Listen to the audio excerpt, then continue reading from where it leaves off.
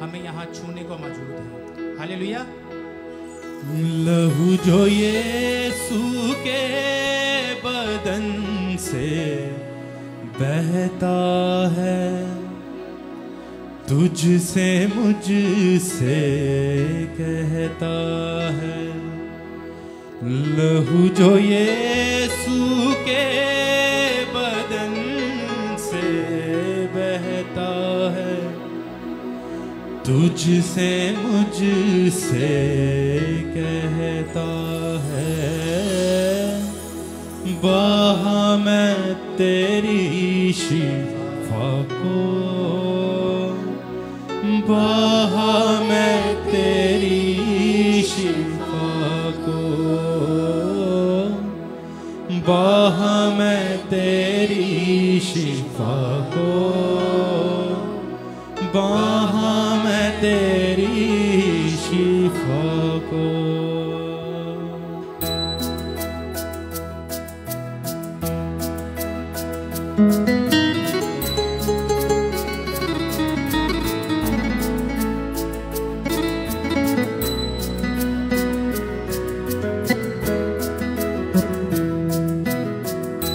लहू जो यीशु के बदन से बहता है, तुझसे मुझसे कहता है। लहू लहू जो यीशु के बदन से बहता है, तुझसे मुझसे कहता वो।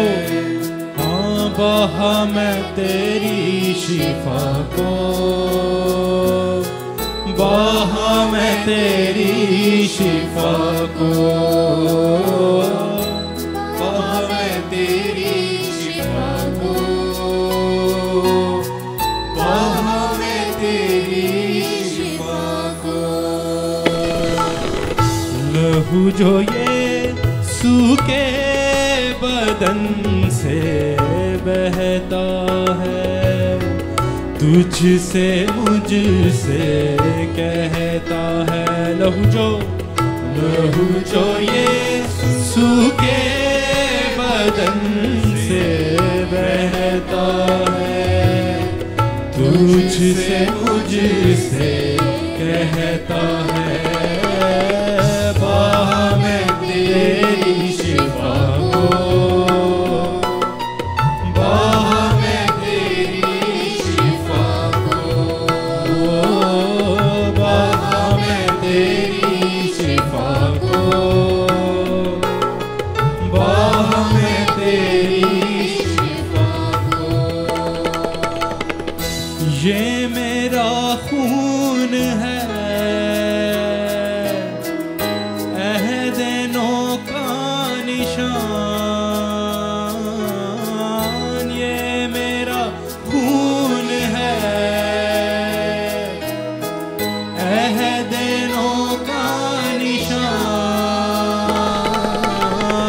पियोगे जब इसे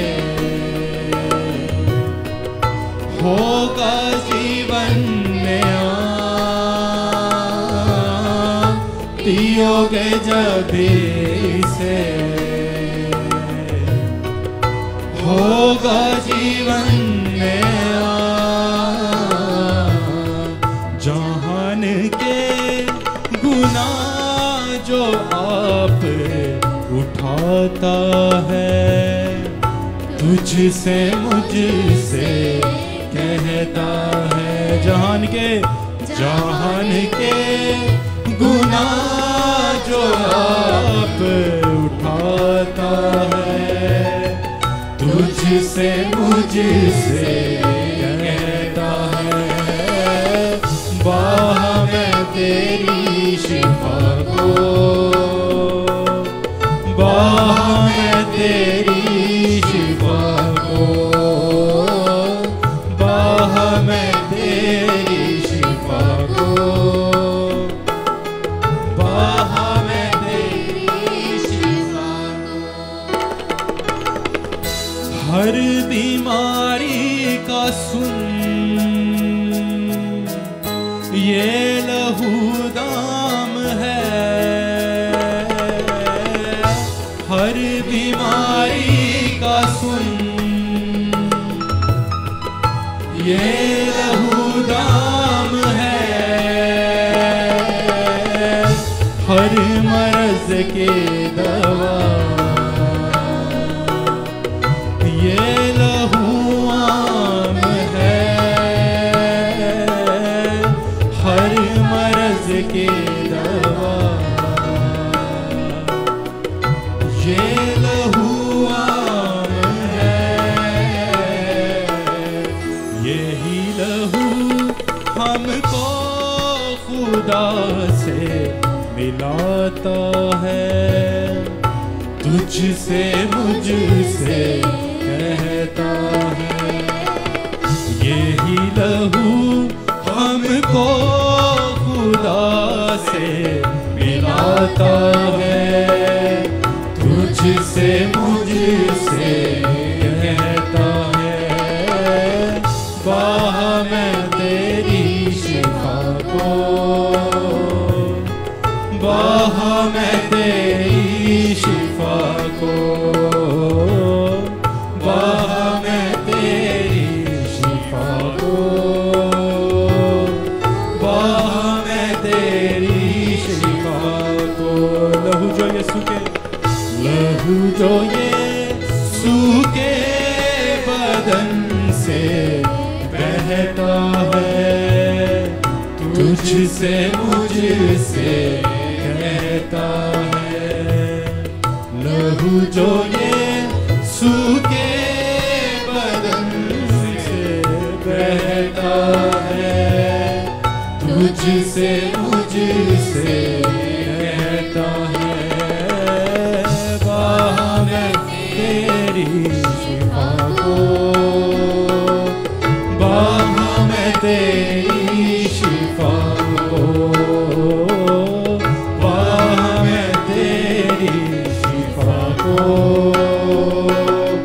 बाह मैं तेरी शिफा को। हालेलुया। आप सब बैठ सकते हैं और अब वक्त है कि आज का थॉट ऑफ द वीक हम सिस्टर एनेट के वसीला से सुनेंगे। और खुदावन ने आज उनको जो थॉट दी है, मेरा ईमान है हम उसके वसीला से बरकत पाएंगे।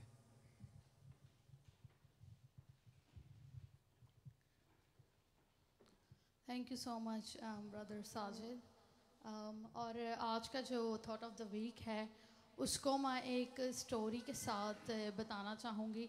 थोड़ी स्टोरी फ़नी भी है, लेकिन खैर खुदावंद जब हमें किसी चीज़ से गुजारता है तो वो उसका मकसद ये होता है कि हम उस बात से चाहे ज़िंदगी में हमारी जैसी भी सिचुएशन हो, खुदावंद चाहता है कि हर बात में उसके लोगों के लिए भलाई पैदा हो। तो मुझे नहीं था पता कि इस सिनारियो के बाद आज मेरे लिए उस थॉट से उस चीज़ से भलाई पैदा होगी। सो मैं बहुत से लोगों को पता है कि हिल्सोंग का जो कैंपस है, हिल्स का कैंपस है वो वेलकम हिल में है, जिसको हम नॉर्थ वेस्ट भी कहते हैं। सो 3 वीक्स पहले ना मैंने सेंट्रल से ट्रेन कैच की नॉर्थ वेस्ट जाने के लिए। और जब मैं उस ट्रेन में बैठी तो जहाँ पर चीज़ों की लिस्ट आ रही होती है, नाम्स आ रहे होते हैं, वो नहीं था उस ट्रेन में। ठीक है। सो जब मैं ट्रैवल करती हूँ मैं हमेशा गीत लगा लेती हूँ, वर्शिप सॉन्ग लगा लेती हूँ और उनको सुनती जाती हूँ। तो यूँ ऐसा हुआ कि जब मैं जा रही थी तो मुझे लगा कि एपिंग जिस पर मैं जिस स्टेशन पे मैं उतरती हूँ, मुझे लगा एपिंग आ गया है, लेकिन वो स्टेशन एपिंग नहीं था। जहाँ पर मैं उतरी थी वो था ईस्टवुड। मैं ईस्टवुड एपिंग नेक्स्ट स्टेशन था जिस पर मैंने उतरना था। तो खैर मैं ईस्टवुड उतर गई और जब नीचे सीढ़ियों पे गई तो कहने लगी कि ओहो प्लेटफॉर्म 5 और 6 कहाँ पे गया है। मेरे थॉट्स, मैं एकदम से शॉक हो गई। मैंने कहा है 1 हफ्ते में इतना कुछ चेंज हो गया। तो खैर जब दोबारा से ऊपर आई तो देखा ईस्टवुड लिखा हुआ। मैंने कहा वो। तो फिर उसके बाद जब फिर दूसरी ट्रेन आई उसको कैच किया तो यही होता है कि जब इंसान, जो मेरा आज का टॉपिक है वो इससे रिलेटेड था, तो मैंने कहा कि जब खुदा हमें किसी चीज़ से गुजारता है तो खुदा का यही एक मकसद होता है कि हम उससे कुछ सीख सकें। और जो चीज़ मैंने आज सीखी, मैंने ये बात शेयर नहीं थी करनी, लेकिन जो कि मेरा टॉपिक था, स्टे फोकस्ड बी कांस्टेंट। ठीक है, जब हम किसी डेस्टिनेशन पर जा रहे होते हैं तो अगर हम दुआ करना बंद कर दें, अगर हम कलाम पढ़ना ख़त्म कर दें, एज अ स्पिरिचुअल इंसान होने के नाते जब हम अब दुआ करना बंद कर देंगे, बैप्टिज़म ले लिया है, दुआ भी बंद हो गई है, कलाम सुनाना भी बंद हो गया है, तो हम अपने मकसद से डिस्ट्रैक्ट हो जाएंगे। यीशु मसीह जो कि दुनिया का नजात दहिंदा यीशु मसीह थे, उसने इस दुनिया में आकर अपनी सलीब पर जान देनी थी, वो भी उसने भी अपने आप को फोकस रखा, उसने अपने आप को डिस्ट्रैक्ट नहीं होने दिया। याद रखें, अगर मेरा फोकस स्टेशंस पर रहता, अगर मेरा फोकस गीतों की तरफ ना होता, तो शायद मैं उस अनाउंसमेंट को सुनकर सही स्टेशन पर उतर जाती। बाज़ औक़ात हम बार बार जब अपने आप को किसी चीज़ से डिस्ट्रैक्ट करते हैं तो हम, जो हमारा एक मकसद होता है, जो हमारी अपनी डेस्टिनेशन है, हम उसे ख़राब कर लेते हैं।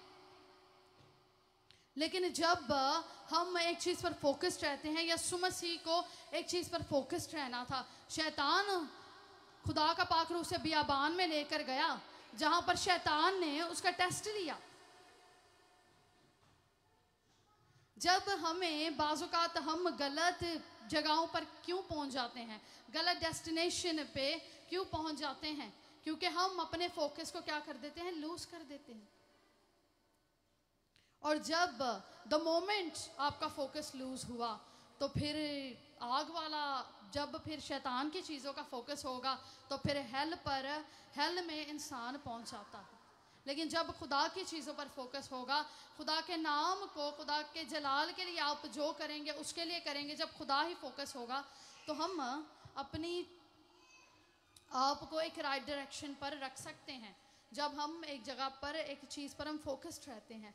बहुत बार ऐसा होता है कि हम, जब कोई खुदा हमें चीज़ दे देता है तो हम दुआ करना बंद कर देते हैं, हम उसके पास बार बार जाना बंद कर देते हैं। इससे तो अच्छा वही था जब आपको कोई चीज़ नहीं थी मिल रही, आप फोकस तो थे तब जब आपके पास वो चीज़ नहीं थी। बहुत बार आज भी हम, जब फिर हम गलत एक डेस्टिनेशन पर पहुंच जाते हैं और हम डिसअपॉइंटेड हो जाते हैं। फिर जब हम गलत डेस्टिनेशन पे पहुंचते हैं, हम फिर डिसअपॉइंटेड हो जाते हैं। खुदा, हमारा तो ईमान इतना बड़ा था, ये नहीं पता इंसान होने के नाते हम डिस्ट्रैक्ट हो गए। हमारी जो बरकत थी, हमने अपनी बरकत को खुद खोया, हमने अपनी डेस्टिनेशन का फैसला खुद किया। खुदा यीशु मसीह चाहता तो वो दुआ बंद कर सकता था, लेकिन नहीं। गतसमनी में जब वो अपनी जान भी देने लगा था, उससे पहले भी वो दुआ कर रहा था। क्यों? क्योंकि इतना इम्पॉर्टेंट है हमारा कनेक्शन खुदावन के साथ। शैतान तो चुराने आता है, शैतान तो फाड़ना चाहता है इंसान को, शैतान तो इंसान को बुरी राहों पर लेकर जाने के लिए गलत डेस्टिनेशन पर वो रास्ते बिछा कर हमारा इंतज़ार कर रहा है। आज हमें किस चीज़ की ज़रूरत है कि हमारा फोकस खुदावंद पर हो, हमारा फोकस लोगों के ऊपर ना हो। याद रखें, लोग इंसान को बुरा भला कहते हैं, लोग उनके लिए बुरा चाहते हैं, लेकिन खुदा हमारे लिए क्या चाहता है ये ज़्यादा मैटर करता है। खुदा हमें क्या कहना चाहता है ये ज़्यादा मैटर करता है। आज हमारी ज़िंदगी में किस तरह से चीज़ें होती हैं ये मैटर नहीं करता, लेकिन हमारा फोकस किसके ऊपर है ये ज़्यादा मैटर करता है। वो क्या चाहता है वो ज़्यादा मैटर करता है। सो आज अपना फोकस उस खुदावंदों के खुदा पर लगाएं जो आप की ज़िंदगी में आपको राइट डायरेक्शन पे लीड करना चाहता है, आपको सही रास्ते पर लीड करना चाहता है। वो नहीं चाहता कि आप मरें, वो चाहता है आप ज़िंदगी बसर करें और हमेशा की ज़िंदगी बसर करें। और फिर बार बार जो मैं कह रही थी कि am I going into a right direction, मुझे बार बार आ रही थी, थॉट्स आ रहे थे, लेकिन I was trying to avoid them. बाज़-औक़ात खुदा भी हमें कहता है थिंक अबाउट इट, क्या ये चीज़ मेरी तरफ से हो सकती है, थिंक अबाउट इट, बट हम सोचते नहीं हैं। बार बार खुदावंद हमसे कलाम कर रहा होता है, हमारे माइंड को ट्रिगर करने की कोशिश कर रहा होता है कि is that from me, think about it, लेकिन हम बार बार कहते हैं no, we know everything, we can handle it, we don't need you God. और फिर जब चीज़ें से हम डिसअपॉइंटेड हो जाते हैं, लोगों से हम डिसअपॉइंटेड हो जाते हैं, then we are just like कि खुदा तू ठीक था, तूने जो कहा वो ठीक कहा था। सो आज जब खुदा हमें बार बार खुदा से किसी चीज़ को पूछें, बार बार एक सिनारियो को खुदा के आगे लेकर जाएं ताकि आप उस डायरेक्शन पर जा सके जहाँ पर खुदा आपको चाहता है। क्योंकि शैतान तो हमेशा जहाँ पर ट्रेजर होगा, जहाँ पर एक खूबसूरत चीज़ होगी, जो इंसान खूबसूरत होगा लोग उसके पीछे पड़ेंगे, जिस इंसान के पास पैसा होगा लोग उसके पीछे भागेंगे।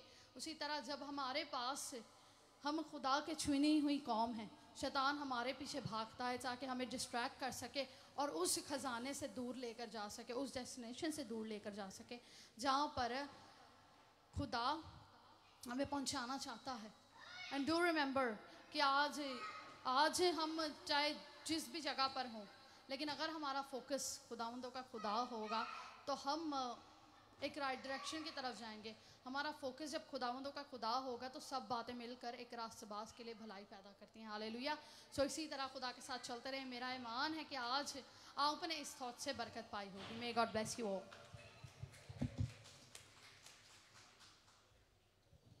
Thank you sister for the wonderful thought of the week.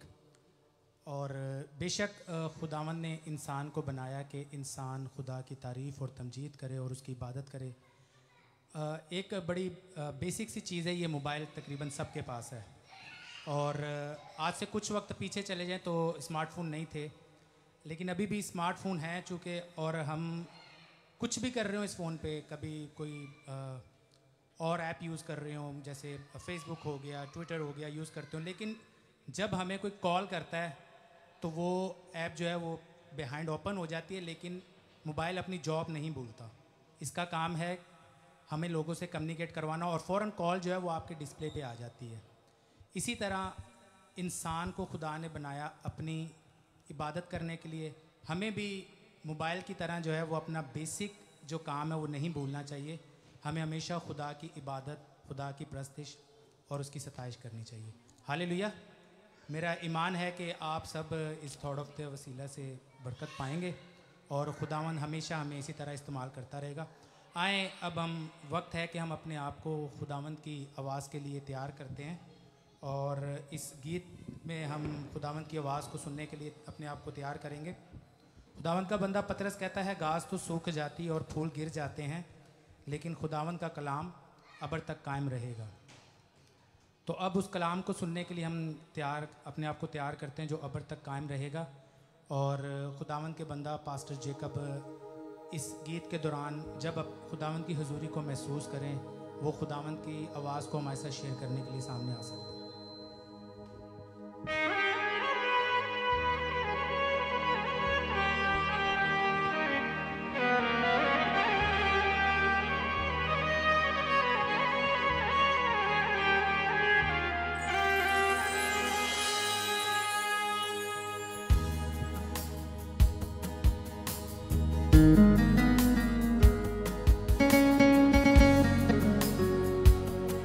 सब आंखें अपनी बंद रखें और खुदावंद से दुआ करें कि आज का कलाम उनकी जिंदगियों में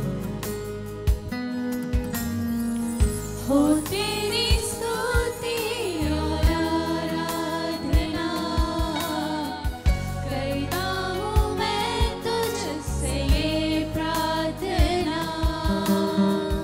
हो तेरी स्तुति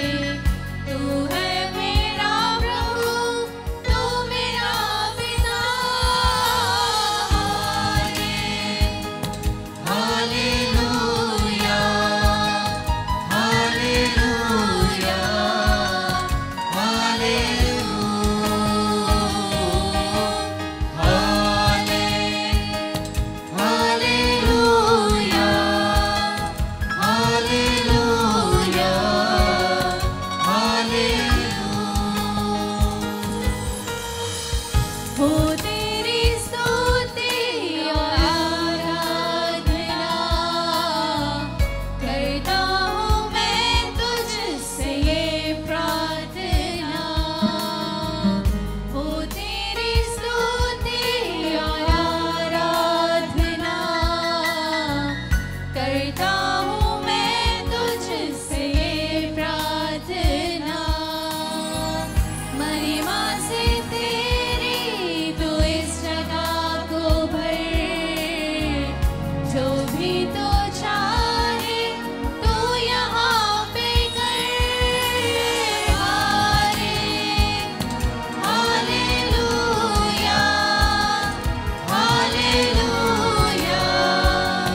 हालेलुया।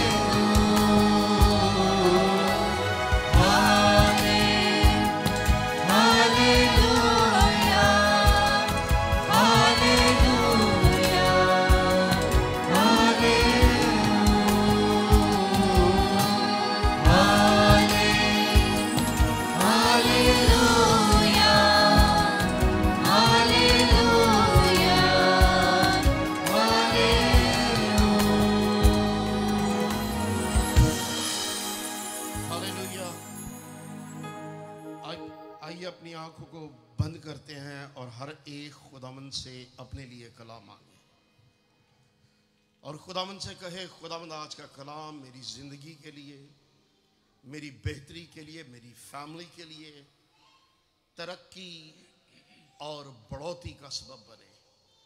आज के कलाम के वसीले से खुदावंद बंधन और जुबे टूटे और खुदावंद आज के कलाम की कुदरत से आई खुदावंद बहुत से लोग आई खुदावंद ईमान में और ज़्यादा लिफ्ट अप हो जाए और खुदावंद आज के कलाम के वसीले से सारा जलाल खुदा बाप, बेटे और रूल कुदस को मिले। ऐ पाकरू मैं तेरी मिन्नत करता हूँ, आई खुदावंद मैं अपने आप को खाली करता हूँ।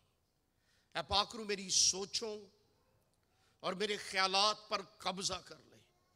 आज का कलाम पाकरू तेरी मर्जी से हो। आज मैं अपनी तरफ से कुछ ना बोलूं, बल्कि आज जो खुदा का पाकरू चाहता है जिंदगियों की तरक्की के लिए, बढ़ोतरी के लिए, शिफा के लिए और कुछ लेमों को आज़ाद करने के लिए, आज खुदा का कलाम जिंदगियों के अंदर काम करे। आई खुदावंद ये दुआ तेरे बेटे हमारे खुदावंद यीशु मसीह के नाम से मांगता हूँ, आमीन। हालेलुया। आप सब लोग खुश हैं? खुदावंद के कलाम में से आज जिस बात पर हम फोकस करेंगे वो है the power in the blood of Jesus Christ. यीशु मसीह के खून के अंदर कुदरत पाई जाती है और जो यीशु मसीह के खून में जो कुदरत पाई जाती है उसके वसीले से इंसान का मिलाप खुदा के साथ हुआ है, उस कुदरत के वसीले से। और यूहन्ना अपने पहले खत में लिखता है, आइए पहले एक वर्ष को देखते हैं फिर आगे से बढ़ते हैं। लिखा है, अगर अपने गुनाहों का इकरार करें तो वो हमारे गुनाहों के माफ करने और हमें सारी नाराजगी से पाक करने में सच्चा और आदल है। खुदा के कलाम में लिखा है, सबसे पहले जो स्टेप हमने लेना है कि खुदा के खून की कुदरत हमारे अंदर काम करे। सबसे पहले जो हमने स्टेप लेना है वो ये है कि हमें अपने गुनाहों से इकरार करने की जरूरत है। और ये वो लोग समझ सकते हैं जो उसके खून से खरीदे हुए लोग हैं, जो खुदा के खून की कुदरत और उसकी पावर को समझते हैं। ये हर किसी की जिंदगी के अंदर काम नहीं करता, ये काम उन्हीं की जिंदगी के अंदर करता है जिन्होंने अपनी जिंदगी खुदा को दी है और अपनी जिंदगी में खुदा के कलाम की प्रैक्टिस की है। और खुदा यीशु मसीह ने जब वो आसमान पर जा रहा था, उसने अपने शागिर्दों से लास्ट जो बात कही थी वो ये कहा था कि उन सब बातों पर अमल करें जिनका मैंने तुमसे कहा है। ये खुदा के खून की कुदरत उन जिंदगियों के अंदर काम करती है जो खून से धुले हुए, जिनकी रिलेशनशिप खुदा के साथ स्ट्रांग है, और वही इसके खून की कुदरत को आगे हम जिस तरह स्टडी करेंगे और आगे हम देखेंगे, यीशु का खून ना सिर्फ हमारे गुनाहों को धोता है बल्कि उससे भी बढ़कर है। यीशु का खून हमारे गुनाहों को तो धोता ही है, लेकिन हमारा बाप के साथ मिलाप भी कराता है। यीशु का खून उस दीवार को जो मेरे और खुदा के दरमियान में थी, खुदा ने उस दीवार को अपने बेटे यीशु के खून के वसीले से खत्म कर दिया। और इसीलिए कुर्बान होने से पहले जिंदा खुदा के इकलौते बेटे यीशु ने जो दुआ करना सिखाई थी, और उसमें भी उसने इस बात का जिक्र किया है कि हमारे गुनाहों को माफ कर। यह हमारी लाइफ का पैटर्न, यह हमारी लाइफ की प्रैक्टिस होनी चाहिए। कोई भी शख्स इस दुनिया में कामिल नहीं है, और अगर वो कामिल बन सकता है तो सिर्फ बेअबरे के खून के वसीले से। अगर वो खुदा के पास जा सकता है तो सिर्फ खुदा के बेटे यीशु नासरी के खून से धुलने के बाद वो खुदा के पास जाता है। और आगे खुदा के कलाम में लिखा है, यूहन्ना लिखता है कि यीशु का खून हमें तमाम गुनाहों से पाक करता है। हम इस बात की इंश्योरेंस लिए फिरते हैं। आप सब लोग जो लोग उसके खून से धुले हुए हैं, और वो इस बात को डिक्लेयर करते हैं कि उसके बेटे यीशु का खून हमें तमाम गुनाहों से पाक करता है। और आगे पॉइंट नंबर 2, पतरस अपने खत में लिखता है, उसका खून बेऐब है और बेदाग बर्रे के बेशकीमत खून के वसीले से मेरी और आपकी खलासी हुई है, किसी और चीज से नहीं, सिर्फ यीशु मसीह के खून के वसीले से मेरी और आपकी गुनाह की गुलामी से, मेरी और आपकी उस हमेशा की जिंदगी में जलने वाले थे जिसमें लोग, उससे बचने के लिए खुदा ने अपने बेटे को मेरी और आपकी खातिर कुर्बान किया है, ताकि मैं और आप जिंदगी पाएं। आज का जो टॉपिक है ये ना मेरे ज़हन में ना सोच में था, लेकिन लास्ट संडे जब बच्चे यहां पे प्रैक्टिस कर रहे थे तो मैंने इनसे कह रहा था, यार कुछ खून के गीत गाओ, and even I don't know I am going to be preach today. और फिर जब इन्होंने गीत चूज किए, इस साजिद को भी नहीं पता था कि कौन आज प्रीच कर रहा है, जो इसने आयत शेयर की है। खुदा ने इस तरह से हमें कनेक्ट किया है कि आज का ये मैसेज हम सब के लिए बरकत और ब्लेसिंग का सबब बने।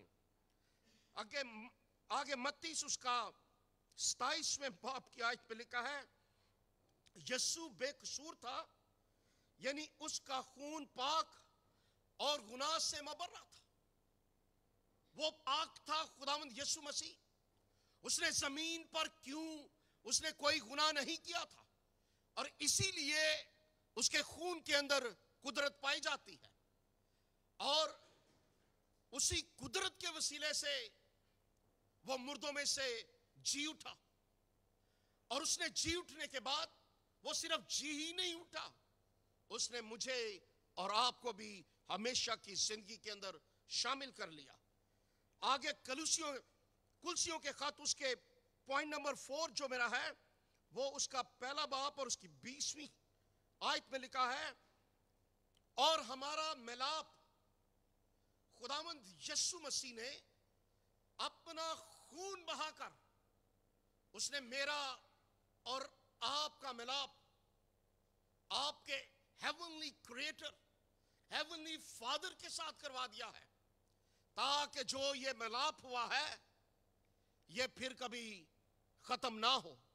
और ये तभी हो सकता है जब हम अपनी जिंदगी के अंदर खुदा के बेटे यीशु के खून को अप्लाई करेंगे, जब हम डेली लाइफ में अपनी लाइफ की रूटीन बना लेंगे और इसे लाइक एज अ प्रैक्टिस अपनी लाइफ के अंदर इसे अप्लाई करेंगे, तो मैं आपको इस बात की इंश्योरेंस देता हूं। मैं यहां ये बात सिर्फ प्रीच ही नहीं कर रहा, अपने आप को सुना भी रहा हूं, और इस कलाम ने मेरी जिंदगी के अंदर काम किया है, मुझे इंश्योरेंस दी है कि मैं दूसरों को बता सकूं कि there is a power in the blood of Jesus Christ. There is no another God above heaven and earth जो मेरे और आपके गुनाहों को धो सके, जो मेरा और आप खुदा के साथ मिलाप करवा सके। सिर्फ ये शर्फ जो है ये खुदा के बेटे यीशु नासरी को हासिल है। अमाल उसका 20वां बाप पॉइंट नंबर 5, अमाल उसका 20वां बाप और उसकी 28वीं आयत में क्या लिखा हुआ है, इसको जरा देखते हैं।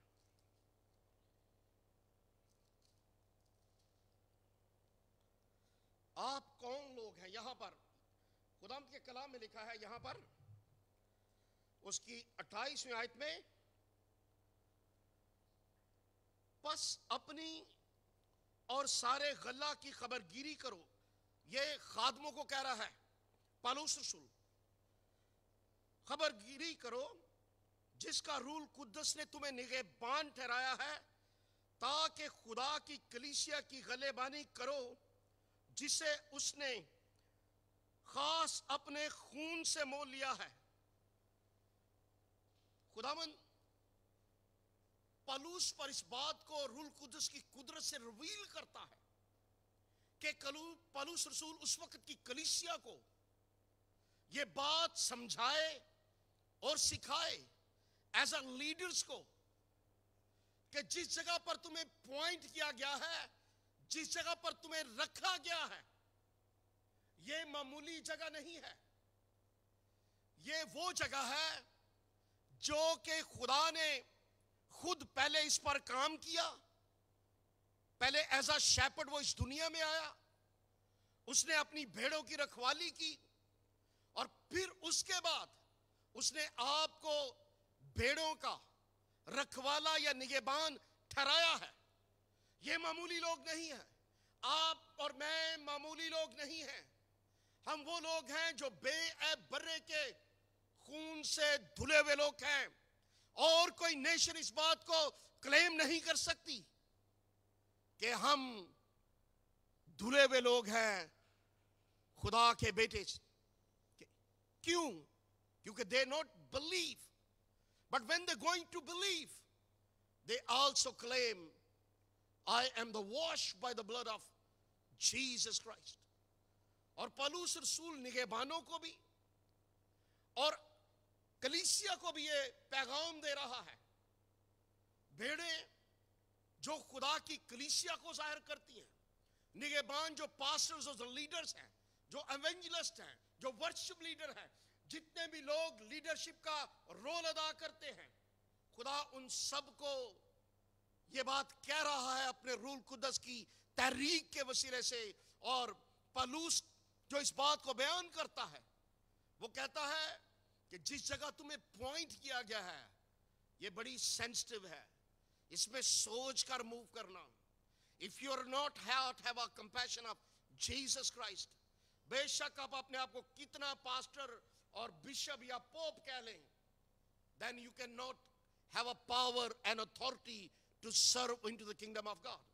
आप खुदा के उस लीडरशिप में कहते तो हैं, लेकिन you are the not the part of as a shepherd. वो लिखा है ना, आजकल ज्यादातर लोग इस बात को क्लेम करते हैं और वो ये कहते हैं, ऐ जी फसल ते पक चुकी है, खुदावंद कहता है मजदूर बड़े थोड़े ने। लेकिन जो इस कॉन्टेक्ट में जब खुदा ने बात किया तो उसका कहने का मतलब था एज अ शेपर्ड काम करने वाले बहुत कम है। और आज हमें मजदूर नहीं बल्कि शेपर्ड बनकर काम करने की जरूरत है, जो कि दूसरों का दर्द रखें। और आगे लिखा है खुदावंद के कलाम में, नेक्स्ट वर्स को हम देखेंगे, इफ्सियों उसका 6वां बाब और उसकी 17वीं आयत में लिखा है,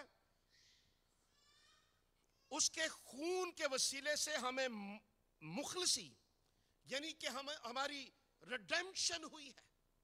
हमें फिर दोबारा से खुदावंद ने अपने बेटे का खून बहाकर हमें दोबारा से खरीद लिया है। और मुकाशवा उसका 7वां बाब और उसकी 12वीं और 11वीं आयत में लिखा है, यीशु का खून हमें गलबा देता है। और आगे लिखा है, और वो बर्रे के खून और अपनी गवाही के कलाम के सबब से उस पर गालिब आए, और उन्होंने अपनी जान को अजीज ना समझा बल्कि मौत भी गवारा की। ये मेरे और आपके लिए है। हम इब्लीस पर तभी गालिब आ सकते हैं, लिखा है कि वो बर्रे के खून से। बहुत अरसे पहले की बात है, हमारी एक पंडित से मुलाकात हुई। वो 40 साल तक एज अ पंडित, यानी कि जो पूजा और पाठ करवाते हैं, जैसे चर्च के अंदर पास्टर होता है और मॉस्क के अंदर होता है मौलवी, ये पंडित 40 साल तक पूजा पाठ करवाता रहा। फिर ऐसा हुआ कि उसे सच्चाई का पता लग गया। जब उसे सच्चाई का पता लगा तो फिर जितनी भी डीमंस थी उन्होंने आकर उसे घेर लिया, और he is badly demon process. लश्कर, वो जो सांप है हिंदुइज्म में, वो हर चीज ने उस पर अटैक कर लिया, and he is become a hopeless. Pastor Gerald James ने मुझसे कॉल की, और जब उसने मुझसे कॉल की तो कहता है कि जेकब आर यू फ्री? मैंने बोला हाँ मैं फ्री हूं। मुझे कहता है कि हमें ना एक जगह पर जाना है कि पर्सन जो है इस demon process, we have to go and see him and pray for him. हम यहाँ पर चर्च है उनका, यहाँ पर प्रेस्टन के अंदर उनका चर्च है, प्रेस्टन के अंदर। और जब हम वहां पर गए, मेरे साथ उस वक्त मेरा दोस्त लोबी भी था, लोबी को भी आप लोग जानते हैं, साथ में हमारा फेबियम भी था और पास्टर जेरल्ड जेम्स। अब हमने बाजा उठाया, गाड़ी में रखा, लेकर वहां पहुंच गए। जब वहां पर जाकर हमने प्रस्ती शुरू की, अबाउट 2 घंटे तक डीमंस उसके अंदर आती और वो बुरी बुरी हरकतें करता, और फिर जिस तरह सांप जमीन के ऊपर चलना शुरू कर देता है, उस शख्स की बॉडी ऐसे ऐसे ऐसे ऐसे चलनी शुरू हो जाती, और उसके मुंह के अंदर से ऐसे आवाज गरजने की निकलती थी जैसे शेर या चीते की होती।